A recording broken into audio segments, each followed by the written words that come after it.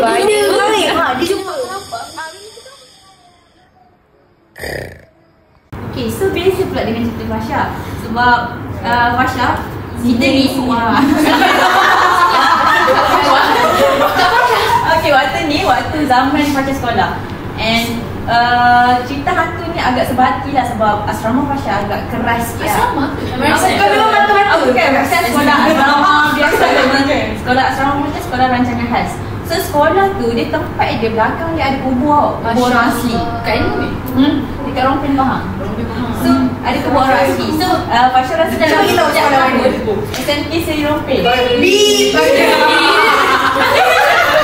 Okay, so setiap tahun akan ada orang yang rasuk dekat sekolah tu. Always ada orang yang even kadang-kadang dalam surau pun ada orang kena. Benda tu normal. Kalau kadang-kadang blackout pun memang tak selamat.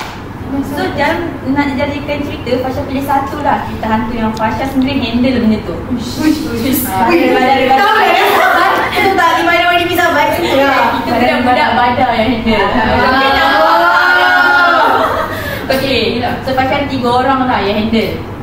And Fasha basically orang Fasha ada 3 orang, ada kawan orang yang bawa sekali lah. So Fasha orang yang akan bacakan apa-apa yang Fasha boleh baca and tolonglah yang mana mampu. So nak jadikan cerita, waktu tu kat asrama kita sebiji macam blok K11B, cuma lagi besar and luas sikit. Square lah. Betul. Dan kita orang satu arah form 5 waktu tu. SPM waktu tu. And waktu tu juga COVID. Saya batch 04. Dia bagi tahu kan. Nampak tak sikit. So waktu tu kita orang kuarantin macam biasa sebab kita orang ada half yang kena COVID. Half yang okey, tak asing. So nak jadikan cerita, ada seorang kawan saya ni yang dah biasa kena rasuk dari rumah lagi. And dia tiba-tiba satu malam tu dia dah jadi pelik tau. Ni kat dalam bilik? Betul, dalam bilik. Dia jadi pelik, tapi bukan bilik sebab bilik sama dengan pasal lah, bilik orang lain. Bukan, dia tiba-tiba jadi pelik. And dia dah bilik kita orang ada 11. And kawan Fasha tu, contohlah nama dia Siti kan, nama Siti, dia duduk bilik bawah seorang-seorang dia. Sebab apa? Sebab dia ada sakit. Dia sakit and warden kita orang bagi dia satu bilik khas untuk dia. Sakit COVID ke? Bukan macam cakap. Dia kuarantin, but at the same time dia ada penyakit yang kalau berkaitan mistik lah. Tak boleh nak duduk seorang ke? Bisa kena duduk seorang waktu tu. Sebab tak ada orang berani dengan dia. Yes, sebab dia dia duduk dengan dia. Sebab dia kadang-kadang after maghrib pun dah act like something. So jadi susah dah pun dah nak. So jadikan cerita malam tu, tiba-tiba duduk diam. And adalah kawan Fasha lagi seorang tu pergi bilik dia lah nak jumpa exam kan, tengah SPM betul waktu tu. And exam waktu tu dia tiba-tiba dah pelik macam ni. And rambut dia ke bawah, diam je dalam bilik tu ke? Dalam bilik tu. So Fasha, kawan Fasha tu dia takut kan, dia takut. And dia pergi cari kawan Fasha lain dengan Fasha semua kan, dia panggil, wait tengok kawan kau situ ni kan, kenapa dengan dia kan, pelik dah jadinya. So kita orang pergi. So, aku always handle lah benda-benda macam tu. But at the moment aku buka pintu, aku dah rasa ni bukan aku punya hotel lah. Aku tak boleh ambil job ni. Macam bukan dukun. Sebab bila aku masuk je, rambut dah macam ni. Kau tahu tak scene dalam horror movie yang dia dah menggelak-gelak. Dia dah start dah. Dia dah memang dah nak mengangkat semua tu.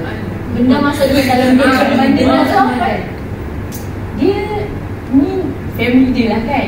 Dia tak tahulah dia ni kenapa, dia memang macam dari kecil. And family dia ubat dengan cara, bukan cara kita macam kita panggil ustaz. Betul. Dengan dia tak panggil, dia ada satu cincin dia pakai and dia tak boleh buang. And bila aku tengok, aku baca ayat Quran. Saka peramping saka. Dia kodam kan. Tapi aku tak tahu sebab aku tak nak tanya lanjut lah berkaitan family dia kan. Kasi nak tanya kan. Bila aku, sebab aku tahu benda tu, aku tahu dia ada pakai macam tu. So aku pun decide sebab aku tak ada nak baca ayat Quran. Semoga aku risau benda lain. Betul, dia ada kalau takut. Bukan takut ikut Aku tak ada ikut. Aku nak itu. Aku ada paper esok tau. Tak boleh. Time tu ada paper apa rasanya tak fikir susah dah. Tak ingat lah waktu tu sebab lama sangat dah. Aku dah 21 ke. So Jadi kita bila dia kata kan, dia act sangat yang pelik yang kita orang semua tak berani masuk sebab terlalu menakutkan. Aku okey kalau budak tu kena rasuk and dia okey, dia diam je. Tapi yang ni dia dah pelik tau. Aku risau dia geram kamu tau. Dia risau sebab dia betul-betul nampak nak serang kau. Yang dia pandang kau dengan rambut macam tu, dia dah start nasib tak diri tau. Tapi dia merangkak. Dia merangkak nak pergi dekat laluan kau. Tapi bila dah nampak macam tu, kita tak payah tutup pintu. Kita panggil orang yang lagi kan. So call warden. Bila call warden, warden cakap kan belum start. Tapi bila kita orang cakap, tak, sorry. So tak boleh lah warden macam ni kan. Sebab dia ni buat cara lain. So kita pun ada parents dia terus. So kalau parents dia, parents datang ambil dia macam Warden tak boleh buat apa lah. Warden tak boleh buat apa. Warden kita orang sebabkan contoh warden perempuan kita orang ni, dia duduk seorang kat rumah. So kalau ada apa-apa memang kita orang kena take over semua tu. Tak jadi kita. Orang-orang tak ada try nak pergi Darul Shifa ke tak, kita orang mesti kalau yang simple memang student yang je. Alah, orang Maksudnya tidak habis lah. Cuma kita hafal lah yang ayat Al-Quran. Alhamdulillah. Dia yang merangkak. Lepas tu bila warden, sebab dia tahu kita orang ada paper. So lepas tu dia suruh kita naik, tak apa, dia tunggu parents semua tu. So kita tak tahu macam parents dia datang ambil semua tu. Parents dia tahu lah sebab parents dia dah biasa, dia ada air ubat dia. Ada air ubat dia and parents dia tahu semua tu. So parents dia bila keluar pun parents dia macam tak apa, nanti dia yang bawa jumpa orang. Tapi kalau fikir logik kan dah tahu benda tu sampai ketua, dia macam try ubat tak function. Kenapa dia orang masih stick kan? Itu percayaan tu. Itu pun kita tahu. And there's, sebab tu juga kita tak sambung belajar. Sebab kan dia selalu kena rasuk. Dia ambil SPM. And dia sambung juga marah tu macam tu tak silap. Tapi dia tak boleh nak sambung jauh nak betul dia berhenti sebab tak boleh sambung jauh lagi sebab kan dia sakit actionnya. Dia cepat kena rasuk and dia tak boleh keluar dalam waktu maghrib. Kalau dia kat luar lagi dia tak boleh Banyak pantang larang. Betul. Dia banyak, yes, dia ada pantang larang. Seram lah. Tadi Azizah kata yang kenapa tak pun tu Ustaz Azizah tak pun tangkal juga. Betul. Actually kalau kita buang, benda tu efek kita. Yang ni, okay, kalau korang aku iblis jin ni satu sifat diorang setia. So kalau diorang dah ditakdirkan ataupun kita dah buat perjanjian anything, maybe keturunan lama-lama diorang dah ditakdirkan diorang kena jaga juga, kena jaga Hazika. Diorang kalau macam Hazika buang dia akan do anything, dia akan memberontak, dia marah. Boleh jadi mati, cacat, stroke. Tak dia tanya kat kau ataupun kalau berjaya buang dia mungkin mencari orang lain. Kat orang apa macam mas kat orang lain lah, macam tu budak-budak. Sebab tu ada orang cakap kan, bila tu kadang-kadang kalau ada orang berjaya buang, mungkin tu cantik tiba melayang-layang yang terbang. Kita boleh tu kan baru. Sebab tu kan dia dah buang dia. Tapi kalau kes berjaya buang lah. Kalau nasib baik, kita dapat lepaskan diri yang cari kalau sihat pada kita. Tapi kalau nasib tak baik, kita sakit, kita stroke, boleh bawa sampai mati. Betul mati kan kalau touch time tu kan, itu punya dia. Ya, ya. Saya pernah main rumah. Ada. Siapa nak buat? Ada. Terus sebab dia yang boleh sambung kita. Bukan ramai.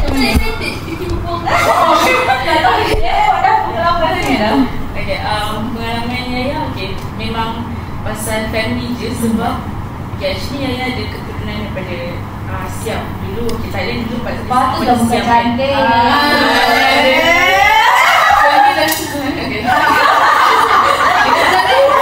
Yaya ada keturunan Siam tau. Okay. Belah mak. Okay, belah mak Yaya. Okay, belah mak ada atuk nenek, atuk India dengan Siam. Banyak kalau stop mana cantik Nenek belah mak Siam dengan Siam, original Siam dua. So basically belah mak saja Siam dengan India. Okay. Jadi ni Yaya, mami Yaya, nenek, okay, yang moyang lelaki dia orang moyang kan. Moyang ni yang Siam dengan Siam. So dia orang bukan Islam. Dia bukan Islam and dia orang duduk dekat Asun, ada satu kampung dekat Siam ni. Nama dia Asun tau. Okay, jadi okay. Lepas tu diorang dekat rumah diorang ada kandang. Okay, so ni tapi jangan bil sebab benda ni memang real. Ada kandang anjing dan babi. Okay, kandang anjing yang baru besar kan, tapi tengah-tengah terus kita rumah. Dan itulah rumah kampung Yaya dulu. Besar ke kandang babi? Betul lah nak kata besar tak besar sebab tak lagi. Kita balik pula soalnya rumah pasal ada kandang. Tapi Kadang ada rumah. ada Dia basically macam kawasan lapang, sebiji rumah kat situ. And then diorang beli anjing dengan babi untuk jaga rumah, jaga family, macam tu.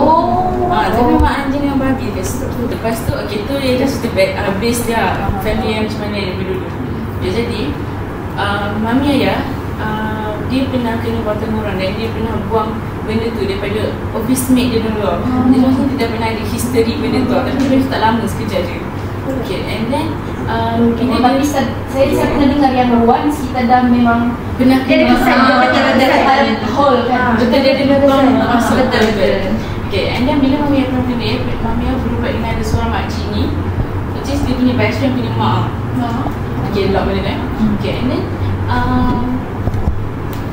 okay, macam ni. Sorry. Okay, and then mami dia ada 6 adik-beradik.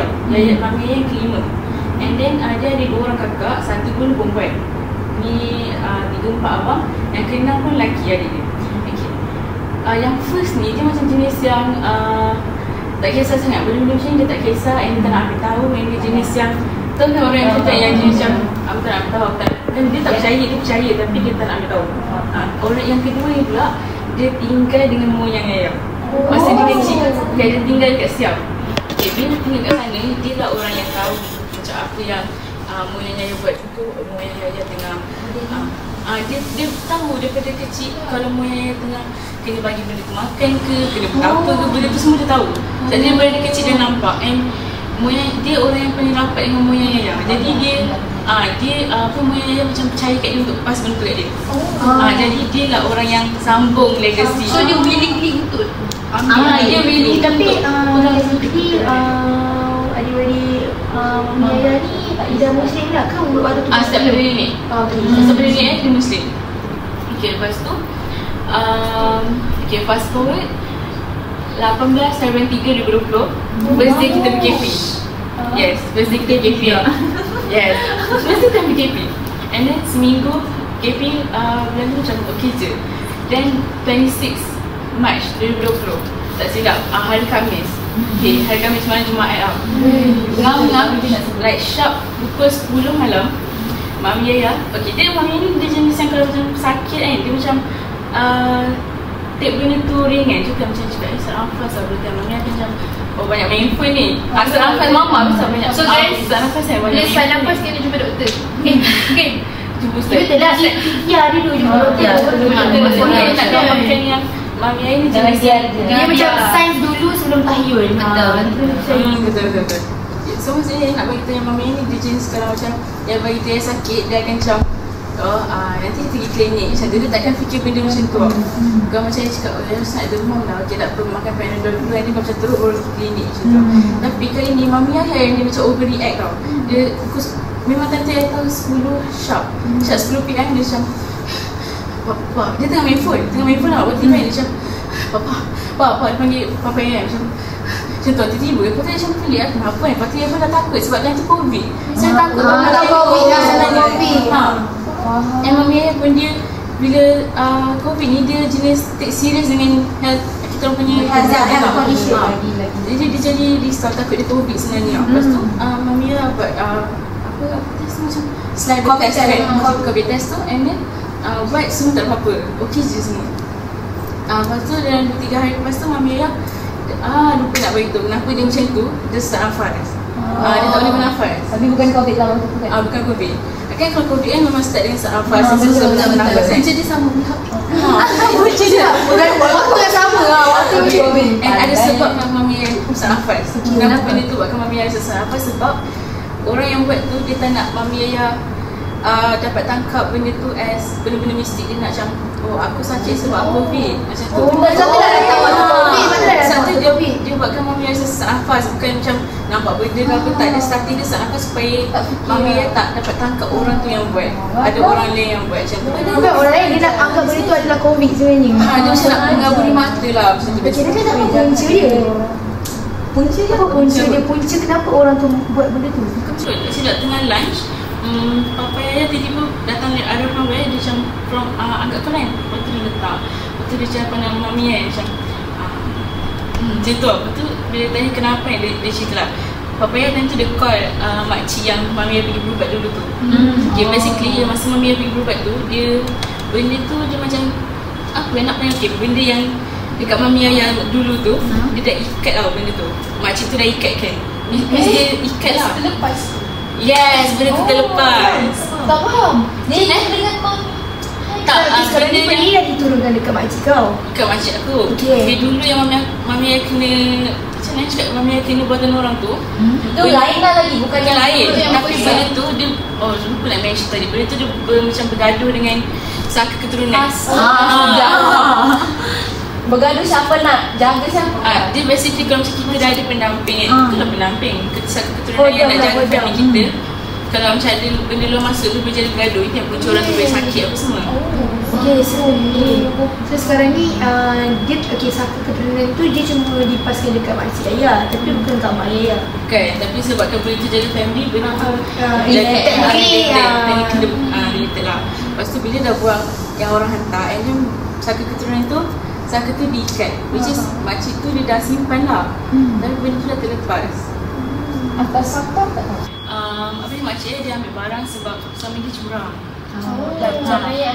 Dia ambil supaya untuk jaga diri dia. Dan tak tahu kenapa tapi dia ambil langkah, tak tahu kenapa dia macam tu kan.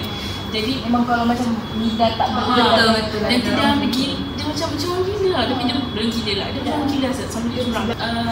Dia ada barang sendiri, ada satu keturunan dekat dia, ada yang susu, banyak barang macam tu. Jadi kita tak Kamu semua tahu, tapi Kau tak scary ke jumpa dia? Kenapa kau tu macam dia jauhkan dia tu makcik? sebab dia jenis orang yang macam mana? Jubah, kena labur, stokin, handsome. Ada jenis orang macam tu. Dia tak rasa takut pun dengan dia. Cuma kalau orang yang tahu lah macam orang. Okay. So macam rasanya macam kita dah di penghujung rancangan dah malam tadi. Cuba korang dekat-dekat sikit, saya nak beritahu sesuatu. Okay.